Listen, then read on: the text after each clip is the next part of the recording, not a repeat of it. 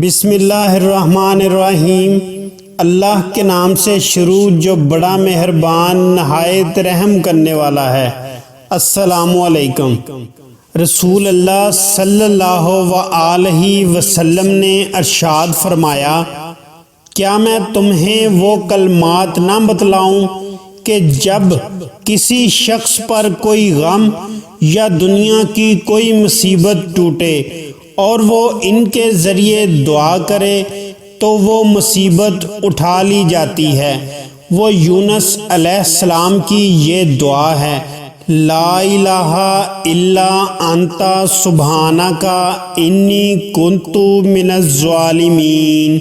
الہی تیرے سوا کوئی معبود نہیں، تو پاک ہے، بے شک میں ظالموں میں ہو گیا۔